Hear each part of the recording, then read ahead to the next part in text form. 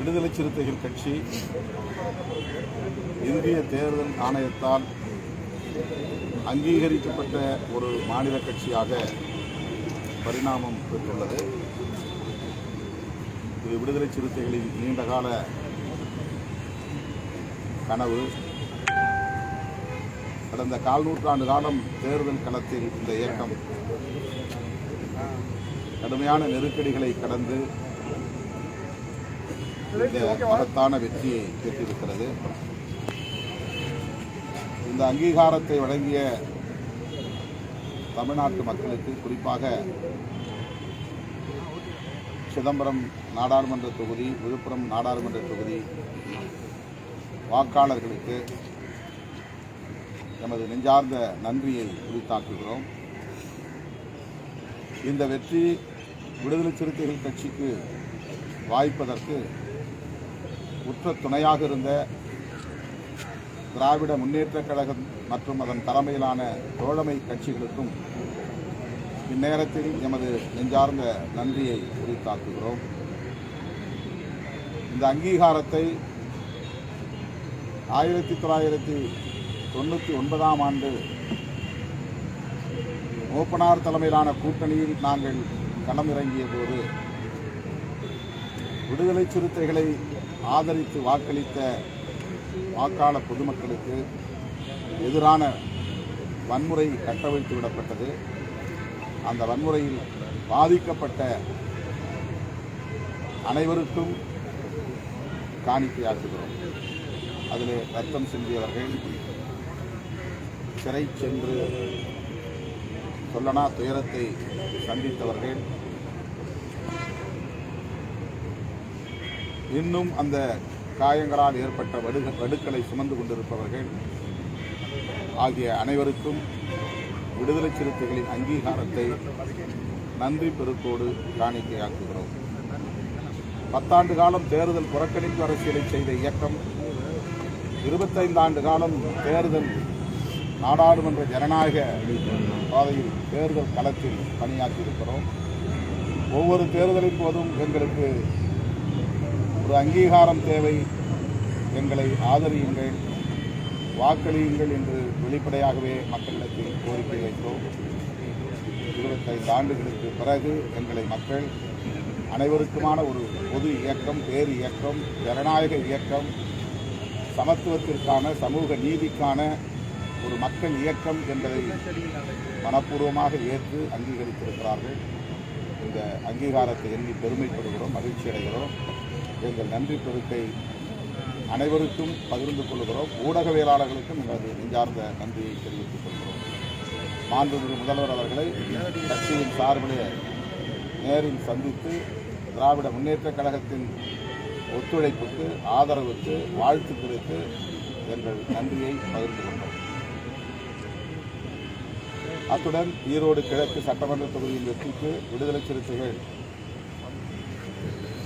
உறுதியாக நின்று, உற்ற துணையாக நின்று பாராட்டுவோம் என்பதையும் மாண்புமிகு முதல்வர் அவர்களோடு பகிர்ந்து கொண்டோம்.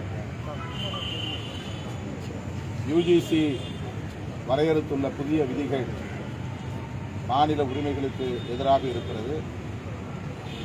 மேலும் உயர் கல்வியில் முழுமையான அதிகாரத்தை அவர்கள் பகிர்ந்து கொள்வதன் மூலம்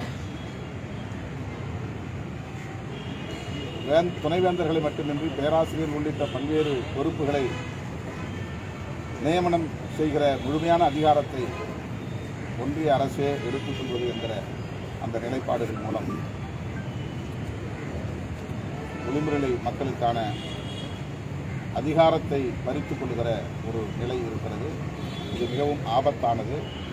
ஆகவே இதனை எதிர்த்து இந்திய அளவில் இந்தியா கூட்டணி எதிர்வினை ஆற்ற வேண்டும். அதற்கான முன்முயற்சியை தமிழ்நாடு அரசு, குறிப்பாக முதலமைச்சர் அவர்கள் மேற்கொள்ள வேண்டும் என்கிற வேண்டுகோளை விடுத்திருக்கிறோம். இந்த சந்திப்பு மிகுந்த மனநிறைவோடு அமைந்தது. ஒருங்கிணைந்த ஓய்வூதிய திட்டம் மத்திய அரசினுடைய விதிமுறைகள் வந்து தமிழக அரசில் வந்து ஓய்வூதிய திட்டம் பற்றி அறிவிப்போம் சட்டப்பேரவையில் அதை எப்படி பார்க்குறீங்க? அரசுடைய பழைய பென்ஷன் திட்டம் பங்களிப்பு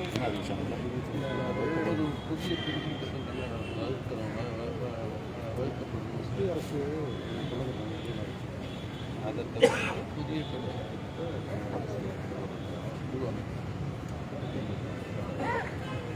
அரசு ஊழியர்களிடையே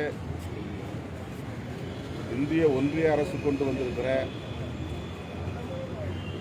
கம்பல்சரி பென்ஷன் திட்டத்திற்கு எதிராக ஒரு கோரிக்கை தொடர்ந்து முன்வைக்கப்பட்டு வருகிறது. அதாவது கான்ட்ரிபியூட்டரி பென்ஷன் அது கூடாது என்பதுதான் அவர்களுடைய கோரிக்கை. தமிழ்நாடு அரசு அதற்கு ஏதுவாக முறையில் புதிய ஒரு மாற்று பென்ஷன் திட்டத்தை அறிவிக்க முன்முயற்சி எடுப்பது வரவேற்கப்படுகின்றது. அதனை விடுதலை சிறுத்தைகள் கட்சி வரவேற்கிறது. அரசு ஊழியர்கள் வந்து பழைய ஓய்வூதிய திட்டம் தான் வேணும், இந்த ஓய்வூதிய திட்டம் வேண்டான்றாங்க. அதற்காக அந்த கோரிக்கையை நிறைவேற்றுகிற வகையில் தான் ஒரு புதிய வரைவை கொண்டு வருவதற்கு அவர்கள் முயற்சிக்கிறார்கள். ஒரு பொறுப்புள்ள எதிர்க்கட்சி இது போன்ற நிலைப்பாடு எடுப்பது அதிர்ச்சி அளிக்கிறது. அவர்களுக்கான பலவீனத்தை இது வெளிப்படுத்துவதாகத்தான் அமையும். வெற்றியோ தோல்வியோ அதை எதிர்கொள்வதுதான் அதிமுகவுக்குள்ள சிறப்பு. ஆனால் விக்கிரவாண்டி தேர்தலையும் அவர்கள் புறக்கணித்தார்கள். இப்போது ஈரோடு கிழக்கு தேர்தலையும் புறக்கணிக்கிறார்கள். இது மறைமுகமாக பிஜேபியின் அரசியல் நிலைப்பாட்டுக்கு ஒத்துழைப்பதாக அமையும்.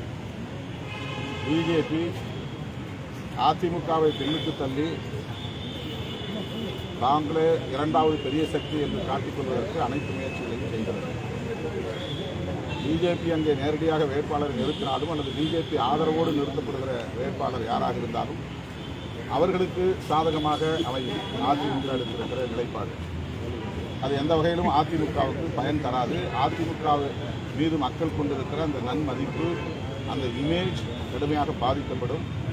இதை அவர்கள் ஏன் எடுத்தார்கள் என்பது அதிர்ச்சியாக இருக்கிறது. இது அதிமுகவினுடைய சரிவுக்கான ஒரு புள்ளியாக இது அமையும்.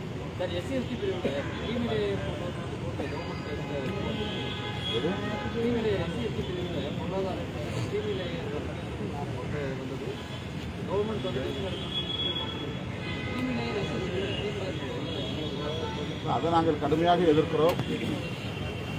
ஓபிசிக்கான கிரிமி லேயரே கூடாது என்பதுதான் எங்களுடைய நிலைப்பாடு. தமிழ்நாடு அரசு கிரிமி லேயரை ஒருபோதும் ஏற்காது, அதற்கு ஆதரவு தெரிவிக்காது என்று நாங்கள் நம்புகிறோம்.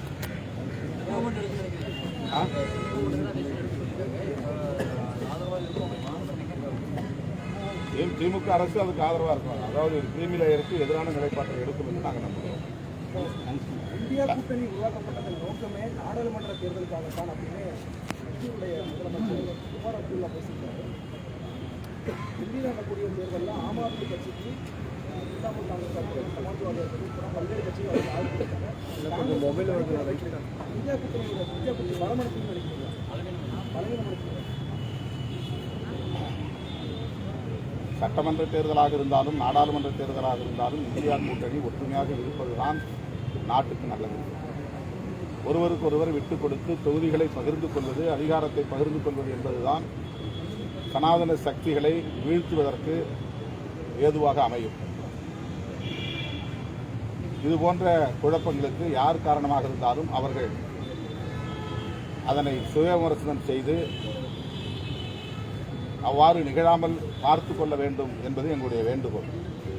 காங்கிரஸ் தரப்பிலே குறைபாடு இருந்தாலும் சரி, பிற கட்சிகளிடமிருந்தே அந்த குறைபாடுகள் இருந்தாலும் சரி, அது பாரதிய ஜனதாவுக்கு சாதகமாக அமைந்துவிடும் என்ற அச்சம் இருக்கிறது. எனவே டெல்லி சட்டமன்ற பொதுத் தேர்தலாக இருந்தாலும் அல்லது எதிர்வரவிருக்கிற நாடாளுமன்ற பொதுத் தேர்தலாக இருந்தாலும் ஒவ்வொரு தேர்தலிலும் இந்தியா கூட்டணி நாட்டின் நலன் கருதி ஒருவருக்கொருவர் இணக்கமாக இருக்க வேண்டும் என்பதுதான் விடுதலை சிறுத்தைகளின் வேண்டுகோள். கூட்டணி ஆதரவோட பல்வேறு முரண்பாடுகள் யார் காரணம் எடுக்கிறீங்க? காங்கிரஸ் தலைமையிலா அல்லது ஆம் ஆத்மி முரண்பாடு? யார் காரணம், யார் தவறு செய்கிறார்கள் என்பது அல்ல பிரச்சனை. ஒற்றுமையாக இருக்க வேண்டும் இணக்கமாக இருக்க வேண்டும். அவரவர் சக்திக்கு ஏற்ப தொகுதிகளை பகிர்ந்து கொண்டு தேர்தலை சந்திக்க வேண்டும். வெற்றியை பறிகொடுப்பதற்கு காரணமாக எந்த நிலைப்பாடும் அமைந்துவிடக்கூடாது என்பதுதான் எங்களுடைய வேண்டுகோள். மேலூரிலே அரிட்டாப்பட்டி அருகே டங்ஸ்டன் சுரங்கம் அமைப்பதற்கு இந்திய ஒன்றிய அரசு முயற்சித்து வருகிறது.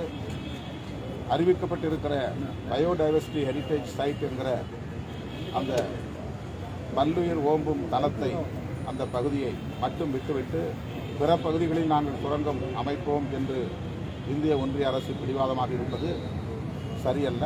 அந்த திட்டத்தை முற்றாக கைவிட வேண்டும் என்பது எங்களுடைய வேண்டுகோள்.